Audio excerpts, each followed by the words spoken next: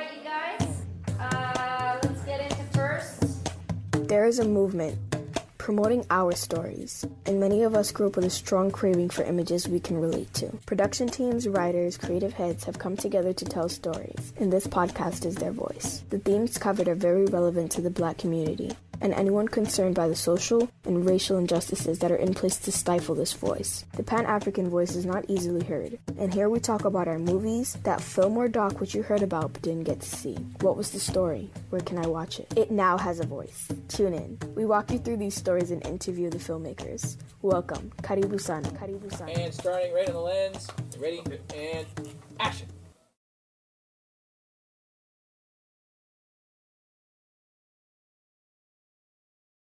So thank you again for coming back for another take of this story. We really wanted to finish all the questions we had around love, and just for the audience, a quick recap. We've been talking to Sean Banks, who is a producer on L.U.V. It is not a story about love, but about learning Uncle Vincent, played by Common, and his little mentor, Woody, is played by Michael Rainey Jr. And we wanted to delve more into that, how he was cast. And, you know, the film did a lot for the whole cast, which is a huge cast. But Michael Rainey Jr. wasn't as big back then. Oh, no. Tell us the story of casting him. A Star Was Born. That was his first film, quintessentially. I'll double back to what his real first film was, because it was done in Italy with Tony Scott, who is Ridley Scott's brother.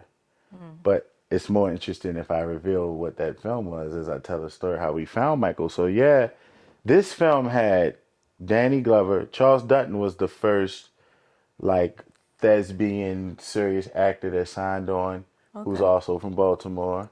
Okay. Who was the star of a hit TV show called The Rock, which was set in Baltimore. And he was the first real serious, actor to sign on, which was great for us because it gave other actors, serious actors like Lynette McKee, who is, if you know the movie Sparkle, is sister from Sparkle, with Irene Cara, which is a black film, African-American classic. Everybody knows about Sparkle, right? That's where the song "Giving Him Something He Can Feel," that's where it comes from. And it's special to have worked with her. She played Carmen's mother. She was amazing. Danny Glover was amazing. Tons of funny stories about him. But having Danny Glover, Charles Dutton, and Lynette McKee already gave us a veteran base. Then we had a few actors from The Wire. So we filmed this we filmed it actually in 2011. So The Wire was still fresh. And then of course Common, a little inside story that you would never know. Originally, we were considering RZA playing that role, which I thought was gonna be a tough one because I love RZA. I would have loved to be hanging with him every day, because I'm a big Wu-Tang fan, and he's one of the producers I used to look up to when I was young. But I don't think his accent would have made people believe he was from Baltimore. He's from Staten Island, So it would have been funny for him to be like, yo, little Woody, you know what I'm saying? Let's go. So I was saying, no, it has to be Common because he's from Chicago and the accent is closer. Okay. And Baltimore club music, which is known around the world, actually comes from Chicago house. Oh. And I just felt, just knowing Common, I felt like he was the better fit. And I know the ladies, would like him a little more. So that's never bad. And we had this amazing cast by the time we got Common and Megan Good, who played his ex-girlfriend. And one of the producers, Datari Turner, my guy, was also a Sean John model too, right? So he was another good-looking guy. So we had good-looking guys, good-looking girls. That's a good movie, right? That's a good movie. And it was all set, but we didn't have the kid because the original kid we had, he was for his age, I think he was 12, but he was from LA. He was very well trained. And this character you needed to believe that he was from the hood of Baltimore and that he was an innocent kid and that he could become like almost like a little young learning Uncle Vincent himself. Like he could become a street kid. And there was no way you were probably going to believe that kid was able to make that kind of jump because he was straight out of Juilliard. He was like 12, and in between takes he would be like, yeah, where's my sides? I need to refresh my memory. Like, this might not work. So the tragic thing about that, though, is if we don't find the kid, we can't shoot the movie. He's the star. He's the Woody star. is the story. So we needed the right kid, and we had some of the top casting agencies in LA and New York widespread searching for the kid, like desperate. It was desperation because we had gotten Carmen he was all signed up. He had come to Baltimore, and we started developing his character. I let him meet, I arranged for him to meet some of the real gangsters from Baltimore so he could start learning about his character because his character is actually based on a real guy. So the director was my brother, Sheldon Candis, who's from Baltimore, but graduated from USC. And he's been like in LA since college. And so he may not seem like it, but he is from one of the top hoods in Baltimore called Park Heights. Okay. And so his uncle, whose nickname is Bay Bro, used to really take Sheldon with him to run the streets. I see. And so Sheldon is Woody, and his uncle is Vincent. And so we needed a kid that could pull that off because 80% of the movie takes place in the car. And Woody, when we were writing it, I just like had this vision of what he looked like, like a little Baltimore kid. And I was basing it off Common and the actress we had play his mother. And so I just had this image in his mind as we were writing it. And so the clock was ticking. None of the castings produced a good candidate. And so I told Sheldon, we had like one more coming up in New York, and he was up there for it. I said, don't worry, I'm going to find a kid. Right. So Sheldon, he knew me, but he didn't really know me yet. So he looked at me like, we got the top casting agents. We can't find, yeah, you're going to find a kid. Yeah, whatever, right? So this is how I found the kid. So I have a very good friend. He's my brother. His name is Johnny Nunez. And Johnny is the greatest human being on the planet, right? Okay. And shout out to Johnny. Johnny Nunez is my bro. And we met at the Mix Show Power Summit in the Bahamas, like a few years, 5-6 years before all of this. And I was playing at the piano and he heard me playing. He was like, hey man, what's that? I was like, it's just a song I'm messing around with. He's like, yo, you have to play that at my wedding, for my wedding. Ooh. And I was like, sure. So I made the song up right then. I said, what's your wife's name? He was like, Angelique. So I made the song on the spot. We've been brothers ever since. Right? Oh. And I think I played it for Jay-Z too after that. But Johnny is a celebrity photographer. Okay. Everywhere, but he lives in New York, Harlem. So everybody knows Johnny. Jay-Z, Beyonce, Fat Joe, 50. Everybody in the business knows Johnny. Johnny is everywhere. If you go to his Instagram, you'll see like he's at everything and everybody loves him, including me. So I know I should call Johnny. I said, Johnny, I need a kid. He's like, oh, okay. He calls me Mocha. That's my old producer name. He said, okay, Mocha, what's your name? What's your name, Mocha? I said, I need a kid about 12, but he got to be able to act for real. And he kind of got to be like a street kid a little bit, right? But a good actor. And that's like saying, I need an airplane. Right, because it takes a lot to get into it takes a lot, the acting profession at that age and keep some kind of... I knew the degree of difficulty what I was asking for, but I knew if anybody would know this kid that I was describing, it was Johnny, right? And sure enough, he called me the next day with 5 adult actors on the phone.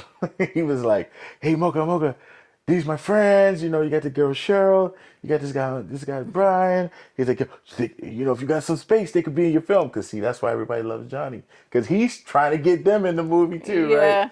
So I'm like, all right, so my bro, so I'm entertaining, like, well, how old are you? Or, you know, what do you like? And we'll see what we can do, right? And then I'm being courteous. And in the back of my mind, I'm like, man, where is the kid I asked you for? Then all the way in the middle, he said, by the way, I got your kid. So I was thinking, well, man, let's wrap this up and let's get to the kid. And so what happened is we politely finished with them. I gave them all my information and my line producer's information. Rest in peace to our line producer passed. Oh, okay. After we finished, Jim Rosenthal. But me and him got on the call with another brother who was in the movie with Omar Epps and L.L. Cool J called In Too Deep. And he had a kid he was mentoring and doing graffiti. And we got on the phone with him, me, Johnny, and him. And he was like, yeah, I got a kid. His name is Michael. He's talented. And I said, where y'all from? He said, like, you from New York. He's doing graffiti. He sounded perfect. So then we called his mother. And I went straight in. I was like, how old is he? She was like, he's 12. I said, has he ever acted? She said, yeah, he just finished making a movie in Italy. I said, in Italian? She was like, yes. Send it to me right now, right? So she sent me this movie. And I'm a big Ridley Scott fan. So I said, who directed it? She said, Tony Scott, which is Ridley Scott's brother. Yeah. And the movie was named Un Altro Mondo. I gotta go find this film. And this movie, the clip she sent me. Yeah. Because he was 10 then when he did it, Okay. 10 or 11. And it's all in Italian. And he's crying. He's believable. And he's like, I'm like. He was acting in Italian. Yes. And He's a kid genius. He's a genius. And no wonder he still got such a wonderful No, career. he's a serious actor. Wow. And he always has been. He was born to do it. And I asked his mother, like, how did he learn Italian so fast? That's amazing. Because he didn't go to school. He had an au pair that spoke Italian. Because that's what it takes, right? That's what it Child takes. acting is serious. It's serious. And Shauna, his mother, shout out to Shauna, she was serious about Michael. Shout out to Shauna. Yeah, Shauna. Shout out to the mothers. Shauna is and was amazing. We still talk from time to time now. And she did everything right with Michael. Wow. Michael is an outstanding kid. So he looked exactly like the kid in my mind when we were like writing the scenes, and I couldn't believe it. So I was like, "Where are y'all?" They was like, "We're in New York." So I called Sheldon. Yeah. And he had been up all night, like, because the casting didn't go well. So he was a little depressed. Was stressing. So he just slept on the street. He was in Starbucks. Then they kicked him out. Then he went to the library. And then he slept in there for a little while. Then they kicked him out. He was just roaming the streets in New York. And so he had been on the street all night. You know how New York is. It never closes anyway. But so I think I called him probably around 10:30, 11 o'clock in the morning. And I think I knew he was scheduled to come back to Baltimore at around 3 on the train. So I was trying to hurry up and get him with them while he was up there. So I called Sheldon. I was like, Sheldon, I found the kid. He was like, yeah, man, you know, whatever, man, you know. He was done. Because if we don't find this kid, we can't shoot the movie. No, the whole script is... He has been trying to get this movie made for 8 years. Yeah. Before he brought it to us. Right. So my producing partner was the managing investor, which means he put the most money in. And so he told them, I will invest in this movie, but Sean has to produce it. But by being a Baltimore story, I was the only one who was officially like knew how to make films and was really from Baltimore, the real one. And I love the script, the story. The script needed a lot of revision because it wasn't authentic yet. But the story arc was amazing. So Sheldon was like, yeah, whatever, just call Jim and arrange it. I was like, no, you're not listening. This is the kid. I need him and his mother to come to you immediately where you at. So I'm going back to the hotel. but he was out of it. So I called Jim. I said, look, Sheldon's out of it, but I promise you I have the kid. Make sure that they come to meet him, and I gave him all information. And so it went quiet for a little while, a couple of hours. But I already knew the job was done. And Sheldon called me like later that day and was like, you found the kid, you know, and he sent this email to everybody in the production. It was like, we got an angel, you know. Because this kid, if, you know, obviously now he's the star of power. Obviously now everybody knows his name and knows his capabilities. But in 2011, to see this little young man, and it was also like, I think Barack was on his second term. He was running for president. Yeah. Because he looked like, you know, we used to call him Lil Barack. That's what Danny Glover used to call him, Lil Barack, you know. But this little kid was, you could just tell it was something different about him. But the story, the legend is this. So we get him to Baltimore. We got Carmen in Baltimore. We're ready to shoot. We go to the casting agent in Baltimore, who was Pat Moran. We call her Aunt Pat. She's a very well-known casting agent in Baltimore. Anything movie you see in Baltimore, she's a part of it.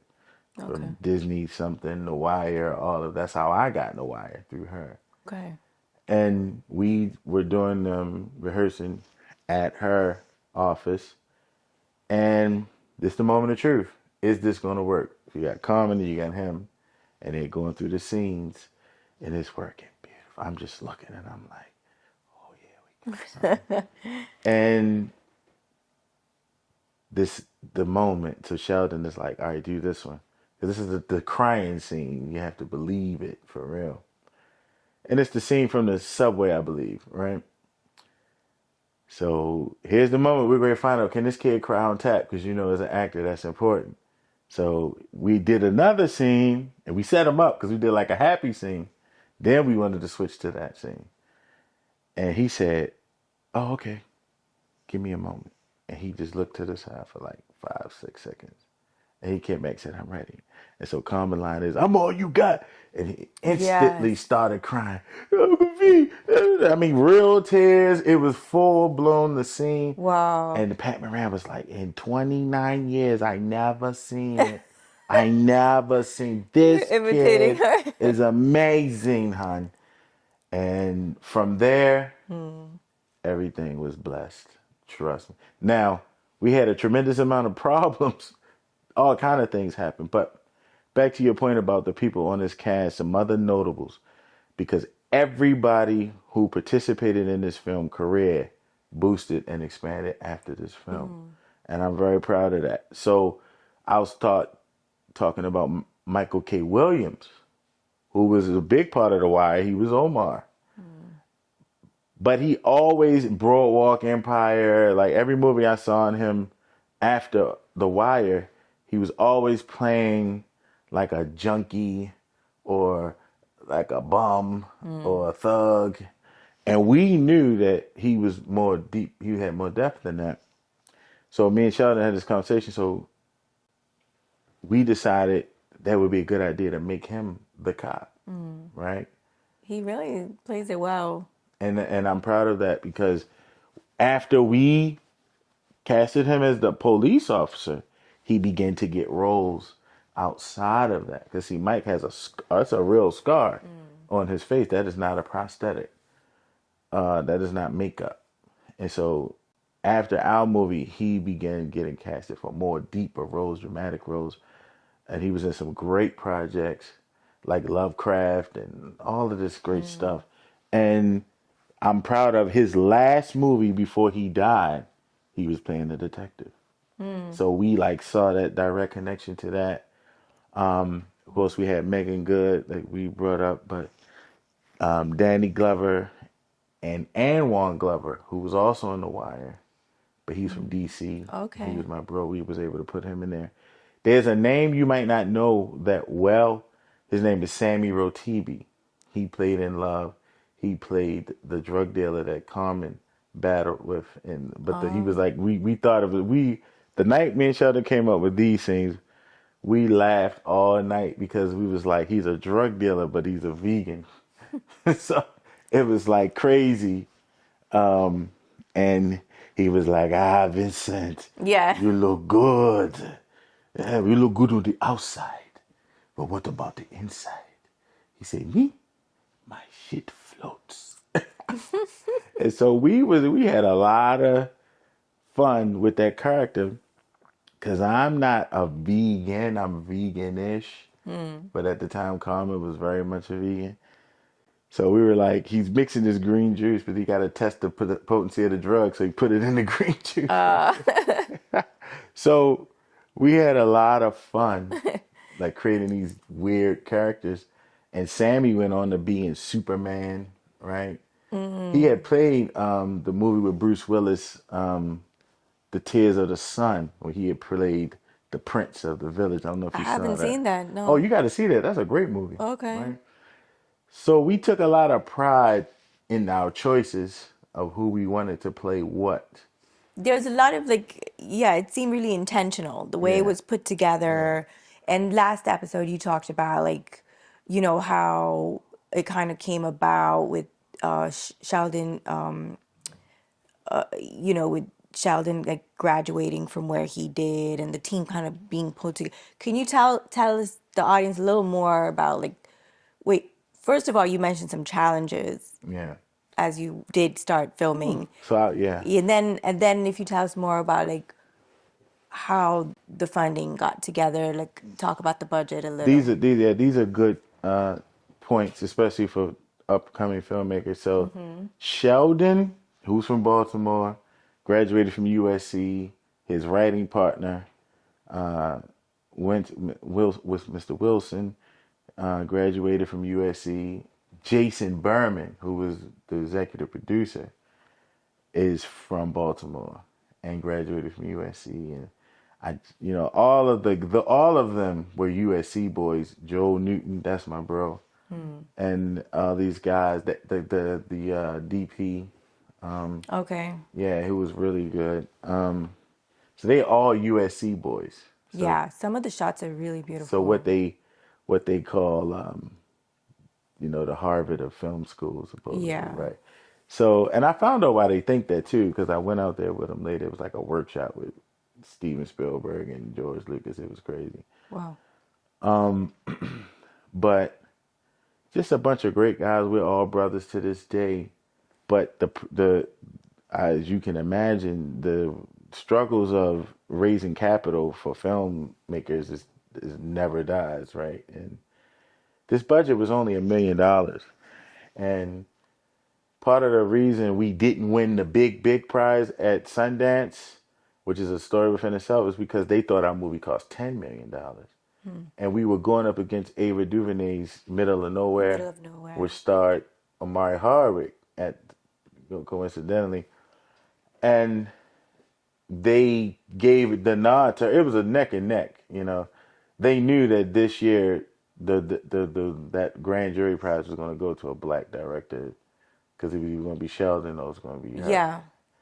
And they gave it to her, which we became very close. It's not a bad loss, obviously. Like No. it's something that's they were both great films. Yeah, our two camps became very close. I talked to some of them to this day as well. Anthony Mackie was there. Like Wow. it was Oprah He's one of my Winfrey saw our favorite movie. Actors. Yeah, Oprah Winfrey. It was a very beneficial, and like certain actors, we paid for our whole team to come to Sundance because Nice. This is the funny story. So I'm a record producer by trade. I had made a couple films, but like not on the serious level. We had made a couple movies with Jason Berman, but they're all like art films, right? Okay. So I didn't really know what Sundance was. So Sheldon was like, "Banks, we might can make it in a Sundance." And I told him, "Oh yeah, we're gonna make it in Sundance. Don't worry about that." And I'm all confident, like, with Sundance, we good. Don't worry about it. And when we actually made it in, he called me. He was like, "Banks, we got it." He said, "Can you believe it? Out of 10,000 movies, Yeah. they only picked 16, and they picked us." I was like, "Oh." You were like, snap. I didn't know it was like that, right? So, obviously, we had the most exciting film at Sundance. We had the the film everybody wanted to see. Sundance was amazing. It was my first time. Mm-hmm. And you'd be like just walking down the street. It might be like Brad Pitt, you know. It might be like Oprah Winfrey had some kind of thing where I kept seeing her. It was like a lot of people you see in all the big movies, and that's why I learned that all of the major film distribution companies come to Sundance to pick the films. We sold our movie at Sundance, you know. I see. And so it was great. So the budget was at first patchwork. It was like Jason Berman's grandfather put some money in, Gordon B. Jelonic and Atari, which are producing partners, brought some money in. They also brought Danny Glover. They met him in the airport. It was like, you got to be in this movie, right? And it was just like you do with all filmmaking. You get a team of people that just believe in the movie. A friend of ours, Dwayne, he put in some of the early money. And then, like I said, my partner Tom just put in the rest that we needed Tom for. And we made a Sundance awarded film that we're very proud of. And I was not just a producer and, you know, back-end writer. I was also the music supervisor. And from the beginning, Sheldon was like, I want Sugarloaf. He wanted all this. He wanted the Beatles, Michael Jackson. Like, man, we don't have that kind of money. But I applaud his artistry. You know, we wanted to make the music, as you know, it's very important to a film. Yes. So fortunately, we had Black Star, who was on Interscope at the time.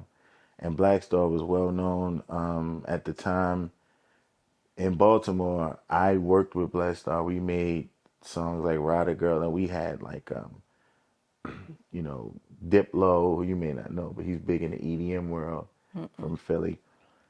Him and MIA made that song, No One on the Corner Has Flag I know that song. Planes. And so Black Star, you know, helped them with all of that stuff. Okay. So Black Star has a very eclectic sound. It's like a black, up-to-date Beatles. It's very amazing music.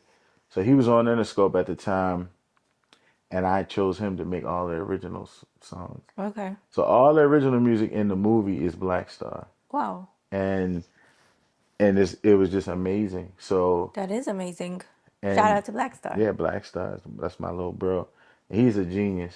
Okay. And he's actually the kid that Jimmy Iovine told Kanye West, you know, man, this guy here, this is the guy that's going to replace all you guys, you know, because he's like a DJ, a producer, a singer, a musician. He's like everything. And when Kanye came to town with me one time, he was like, do you know Black Star? I was like, absolutely. So I went and got him, and we hung out. But Black Star is a genius, and we made a song called Dear Diamond that wound up being, we put Common on it, and it wound up being like the lead track for the promotion of the movie. And it was we just did some amazing music. Yeah, I love the way, you know, like how even in the past we used to actually like have the soundtrack or films that we used to like jam to. Yeah. And there used to be more art, I think, in putting together like the music that went with the film. And I would love to see that restored. I have the actual. I think when it became less lucrative to sell like the actual soundtrack. It's more lucrative now in terms of like, for a budget for an album, they may say now 250,000, 300,000, right? But like there's actual other movies like Magic Mike, you know the movie, remember that movie? Matthew McConaughey and Channing Tatum played strippers. Magic Mike. So it was a small budget movie, like $7 million, that made like 250, $60 million in the box office. So Black Star has a song, got him a deal for one of his songs called Victim of Society in that movie. And it plays in a key scene. And they paid $80,000 just for that couple seconds that it's in there. Yeah. So sync licensing is a very lucrative space.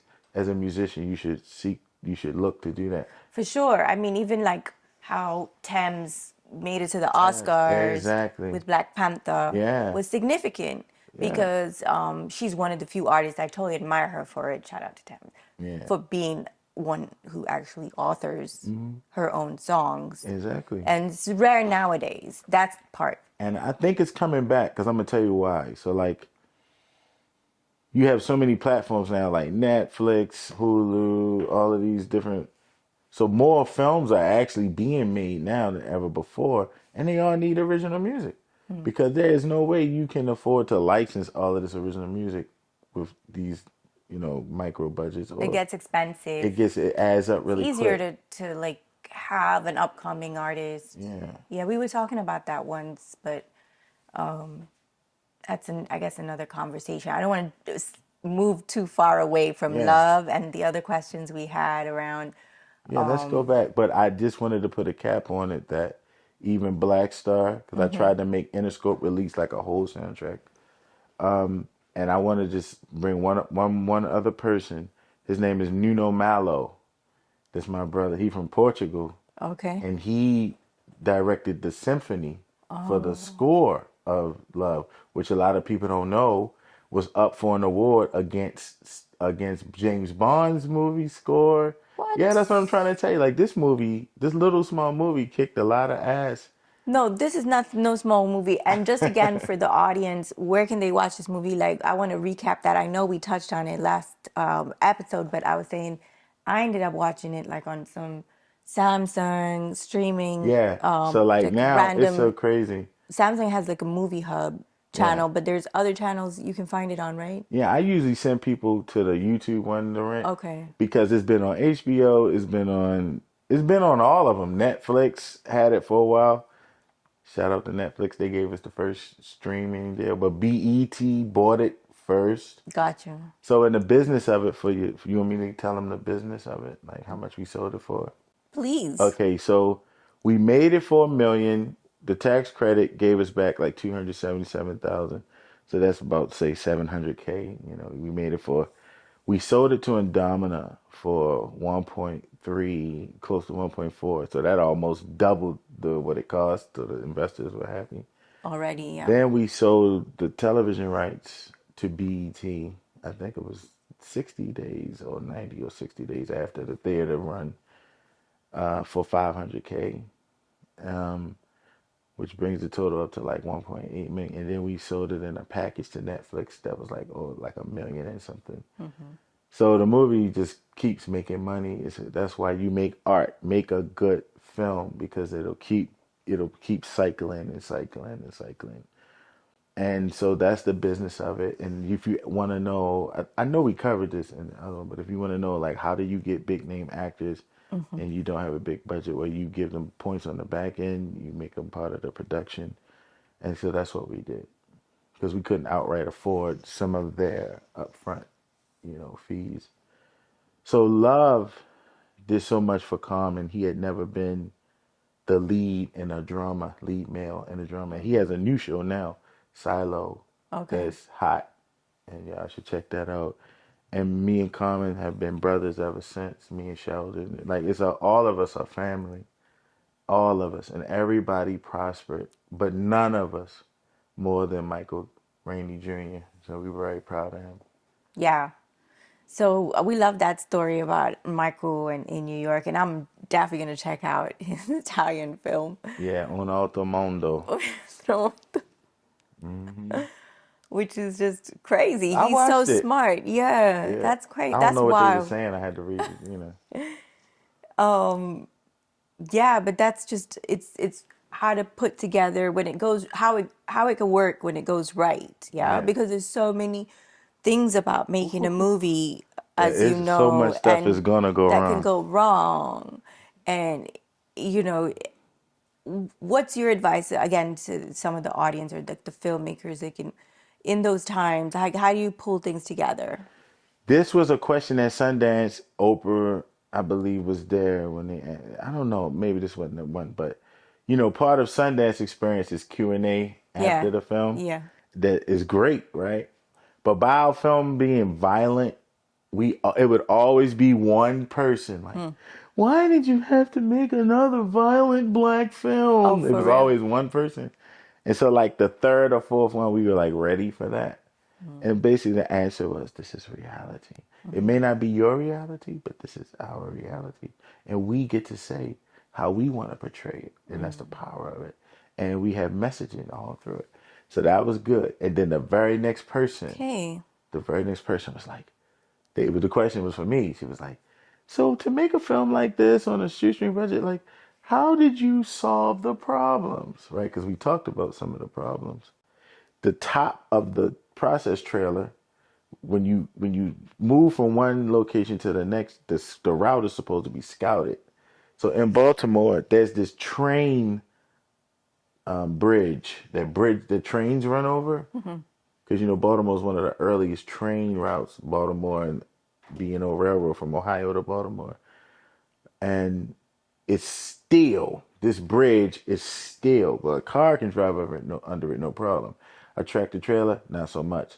So we probably scouted that route, but it was raining so bad that night. They probably just went a different way. And this tractor trailer was probably like 2 inches too high. And when it hit the bridge, it peeled the top off the tractor trailer, and then it hit the ground, and sparks are coming. And our lead makeup girl was right behind it. No. And it's like dragging, the top of it is now dragging on the ground, and he's still going. And she called me, she said, Sean, I almost died. Yeah. The top of the tractor trailer is off. And I'm like, what? She's like, the top of the tractor trailer is off. And I'm like, oh my God. Oh my goodness. So I called Jim. I said, Jim, something happened to the tractor trailer. He's like, I know, they're calling me right now. The drivers, I just told him, just go ahead to the location. Because the problem with that was Michael K. Williams, we only had him for a certain amount of time. His plane was ready to leave. Oof. Right? So prior to this, we had plenty of time to get the shot. So he was supposed to walk Woody into his house, talk to his grandmother, Lynette McKee, and tell her all the things that happened. And the police had to come with the jaws of life to cut the back of the truck. The top of it was on the ground. They had to cut it off. This was crazy. And I'm just standing there like, what are we ready to do? So me and Sheldon talked for a little while, the other producers, and I was like, just switch it up. Just don't let them get out the car. So we shot everything in the cars. Right in the movie, you'll see Michael K. Williams drops him off, and he's talking to him, and then he goes in the house because we couldn't shoot. Like all the lights, all that stuff was trapped in the tractor trailer. I got a little video of the police coming to like cut it off so we could get our stuff out, but it was too late. Right. And so we had told that story, and so she said, how do you solve problems? So this is what I said to her. I said, because I had worked on a big film before that. I said, when you're working on a big film and you have a big problem, you can throw money at it. But when you're working on an independent film and you have a problem, you only can throw yourself at it. Get creative. So you have to be a problem solver. And I'm the best problem solver. I was asked to get things on the spot, like a burned up car, an expensive Mercedes Benz. We shot the scene in the subway, and I won't say her name, but one of the makeup ladies, because when when you want to pretend like an actor is sweating, we use this stuff called glycerin, and she had like tons of bottles of this stuff at base camp. So now we down in the subway, and she ran out of it, right? And so just ready to go calm and just, I'm ready. He poured water on himself, which is not the same. It looks bad after a while. And so we shot it. So we had to reshoot the whole subway scene a whole nother day, which was an extra $25,000. So I had to convince, so guys, I know you don't want to spend it, but yeah, we're going to have to do that. So they're like, is it really that important? I'm like, pretty much. Key scene, yeah. So it was a lot of work to get the state of Maryland to get us to let us shut down the subway. Yeah. Because that's who controls the subway. It was crazy. We needed to shoot some aerial scenes. And mind you, this is long before drones really exist. So we literally like hanging this guy, Mike, shout out to Mike Black. We hanging him off the side of a helicopter strap with the camera. Are you serious? Yeah, that's how we used to have to do that back then. But so that's the other thing, right? Like This was how many years ago now? At least 10? 2011. Yeah, That's like 13 years 12, ago. Yeah. 13 years. And the technology's changed. So Thank God. things got easier, right? So Yeah. there's solutions to be found in each situation. Is that right? Like, especially now, like, you could do it, right? I'm glad you said that. Like, to me, there's no excuses. Like, that movie we shot, we had to wait. It was one set of anamorphic lenses we rented. Yeah. And it wasn't cheap. It was like $60K. But we had to wait till they were finished shooting some other projects. So, like, you know, nowadays, you can get, a Sony FX30 or FX3, Canon, I think it's 70 or 100, one of them. They just look really good. You can get a drone, a quality drone, DJI something, with a quality lens on it, a nice lighting kit, the right boom mic situation, and there is no type of movie you can't shoot with that right there. Like all the fancy stuff we use, like process trailers and, it's a cheap option now. And you can rent all of this stuff. So there's no excuse. Make the greatest movies possible. I've seen some movies that were made on iPhones that will blow your mind.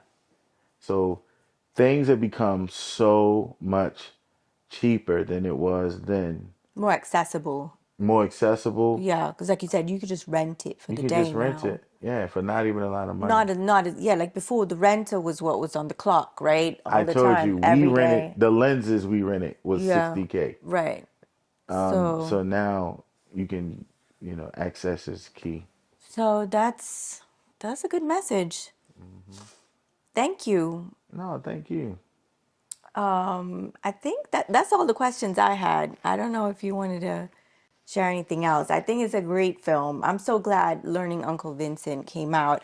I just want to highlight like the importance of telling that story because it was one of the questions I had, but you kind of touched on it in terms of, especially in the last episode, about how mentorship is so key in the streets of Baltimore. The authenticity of Learning Uncle Vincent, I think, is what shone through and took the film so far, right? And that's important, especially nowadays, to understand like what is you writing for, what's your message, what are your characters. Case in point, like on my way here, there's a young man. His name is Shalik. So when I leave here, which is about an hour drive from me, on my way here, very important woman that is his cousin. And she's the director of Downtown Partnership of Baltimore. I have been mentoring Shalik since 1996. Young man, I've been helping. My mother knew his aunt or someone. And I've been in his life for a long time trying to help him, trying to keep him out the streets. On the way here, I got the call that he's just been stabbed in the neck and in the chest. And he's in the hospital right now. And this is the importance of mentorship.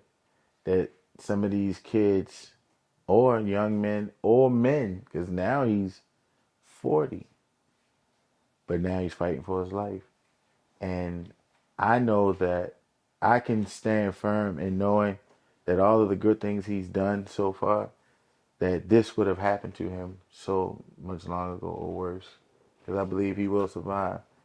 But so many young men and women need mentors. And no one who's ever done anything great didn't do it without a mentor. So, Billy Murphy, who was one of the most brilliant attorneys ever, and his family has been freedom fighters. They started the Afro-American. As you can see, I went to Morgan State. His uncle, Carl J. Murphy, is who the theater is named after, the Fine Arts Theater. That's where I learned how to play the piano and hone my music skills. The biggest mentor of my life, though, who was like my father, his name is Isaiah Hemphill. He was my high school football coach. He also taught physics. Wow. He fought in Vietnam. Oh, wow. He's a master of 22 styles of martial arts. And I talk to him every day. I love him. Without him, it wouldn't be me. And also, the ultimate one is my grandfather, who just passed this year, Melvin Wilson, who I didn't even know was one of the first black soldiers to like fight in the wars with him in the Korean War. He drove tanks. I didn't know my grandfather was that badass. You know, he didn't talk that much, but he definitely shaped me. Okay.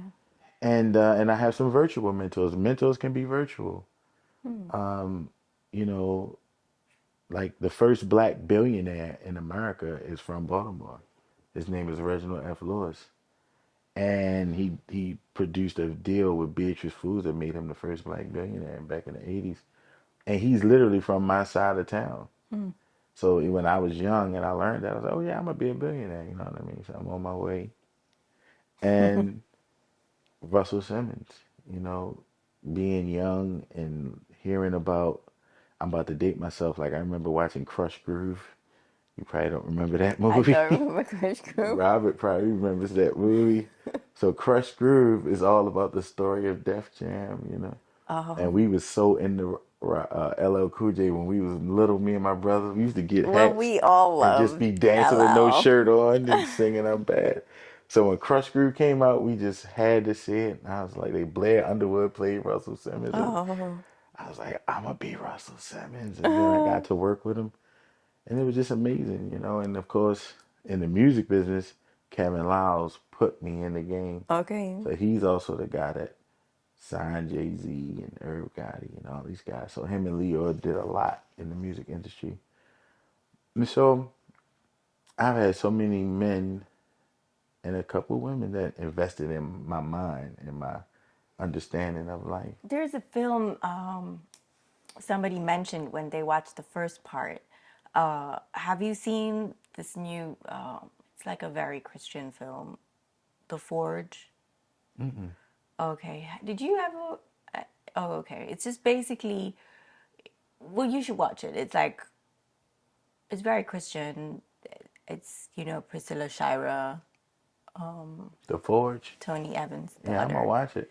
And so there's like The Forge is basically like, it is kind of like a Christian mentorship program. And it's like for men and Oh, yeah. the importance of like just getting that information passed on, and they meet every so often and they pass on, and it was also a space for healing.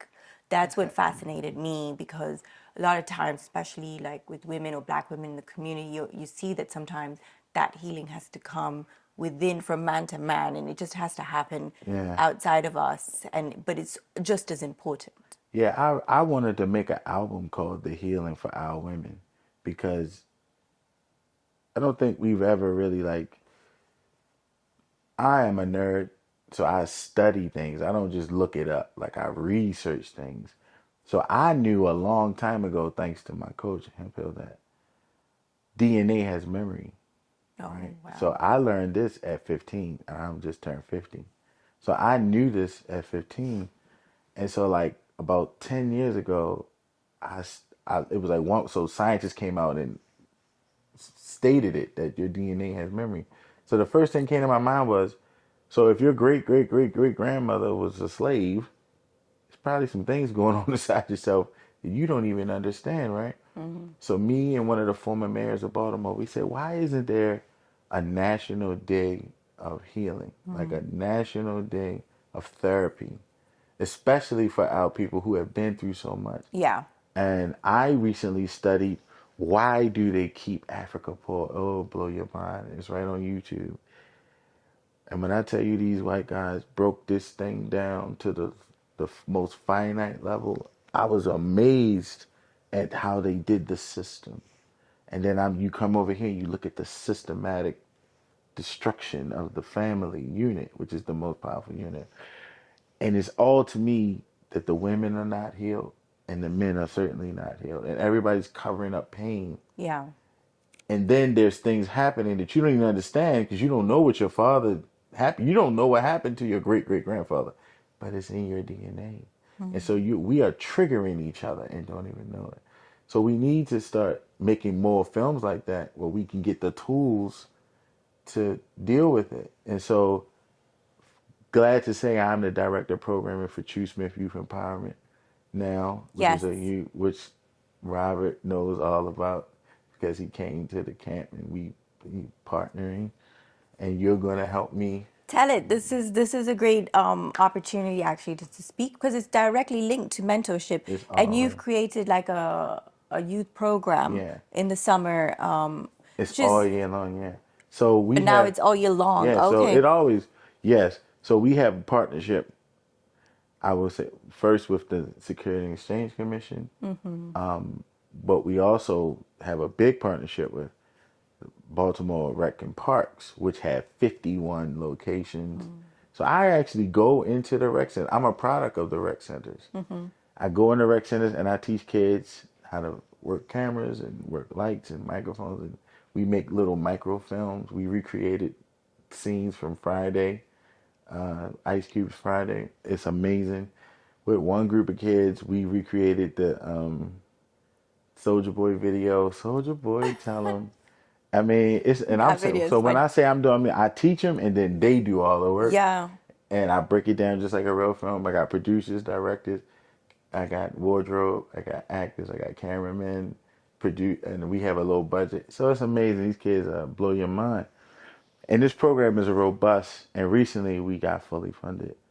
And they rated, thank you, they rated our program.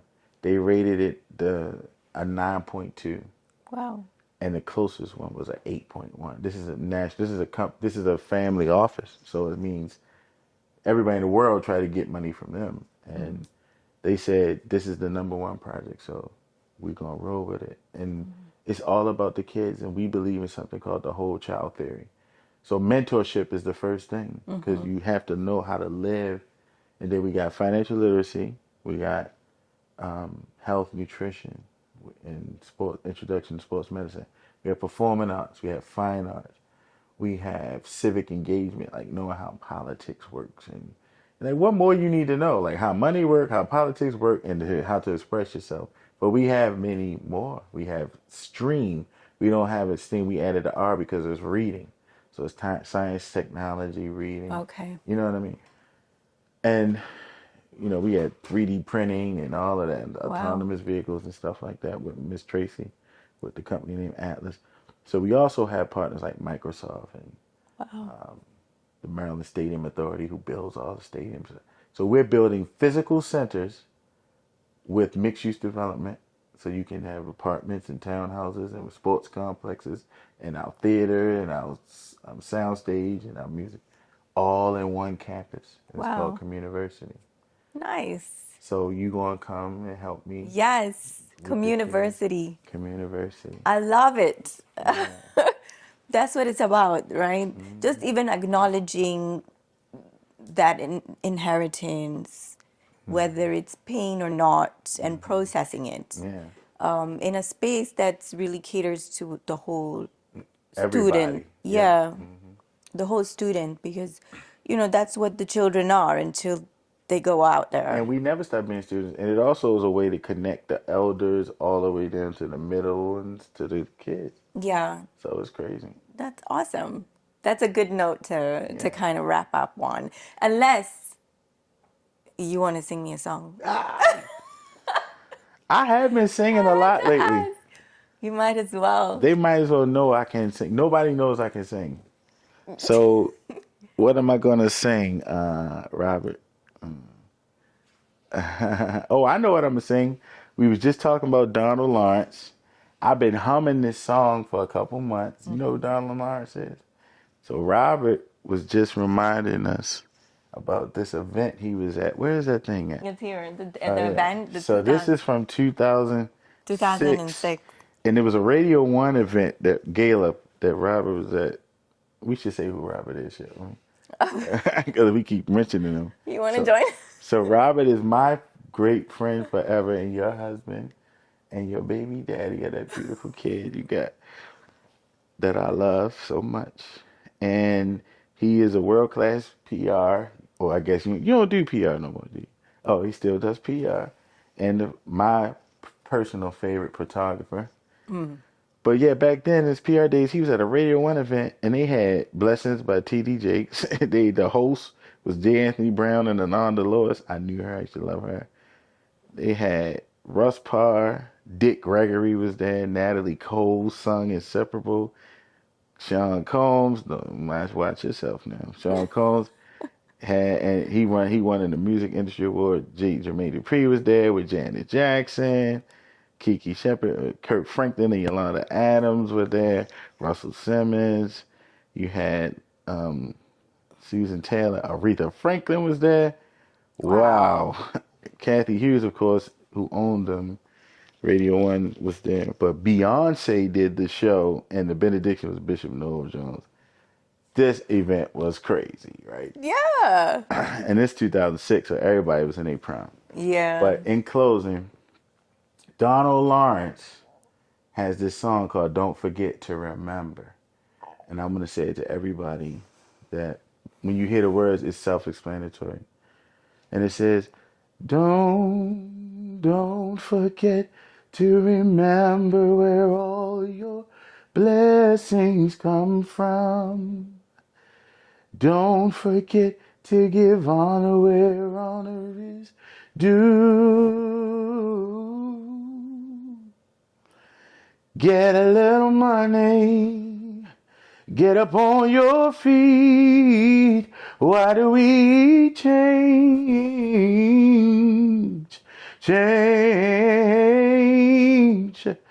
Just like the lepers in the Bible days, they were healed and then they gave God the praise. And one came back with gratitude. So you have to give honor where it is due. Don't forget where all your blessings, where all your blessings, yeah. Where all your blessings come from. So don't forget to remember where all your blessings come from. Don't forget to give honor where honor is due.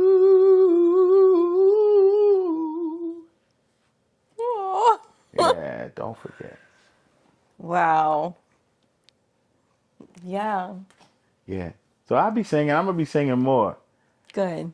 So the next retreat, I'm going to cover music supervision and why music is so important. No, for real though. Yeah, I mean, we why might it's as well so say important. I want to add songwriting. Yeah, because So we're gonna add songwriting. you know what documentary is on Disney right now? I just watched. So John, I don't know why I lost his name, but this is the same composer that made all the music for Jaws, Star Wars, Superman. He the man. So I listen to soundtracks since I was a kid, right? And so he made Steven Spielberg. He made George Lucas. He made some amazing music. And I can't believe I forgot his name. I never forget his name. No, look it up.